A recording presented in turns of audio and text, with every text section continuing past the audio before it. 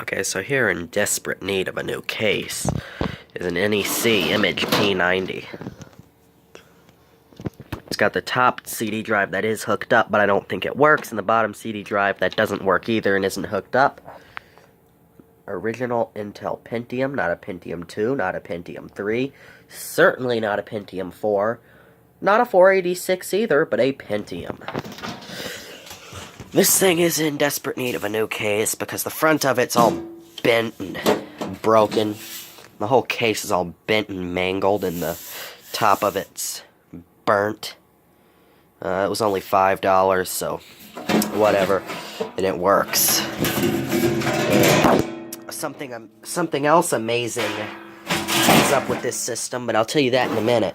I bought this Value Village, and apparently, according to Billy Core, they are going out of business. I wonder if this thing has the hookup for a CGA monitor. Of course not.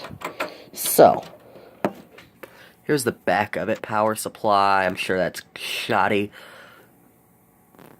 All that stuff. What brand power supply is this? Oh, it's a Delta. That's pretty good. And of course, this has the cord coming out of the power supply going up to the front, because the power supply, you know, there's no power management on the motherboard on these old things. It looks like we have an old cable here that isn't hooked up, and the hard drive just kind of goes like this because it just sits like this, because this goes like this because this whole hard drive cage is screwed up. But the hard drive is an old Seagate. I think it's like a gig.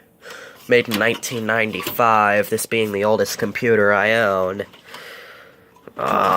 It's got... What kind of RAM's that?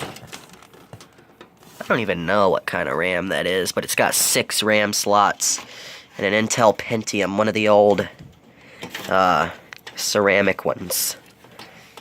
If I can get it out of there. If I can get all this off. Okay, you know what, screw it. But it looks like this board had the option of dual processors, because you can see right there, there is another spot where a processor could be put. But this board doesn't have that. So we got a fan in the front of the case.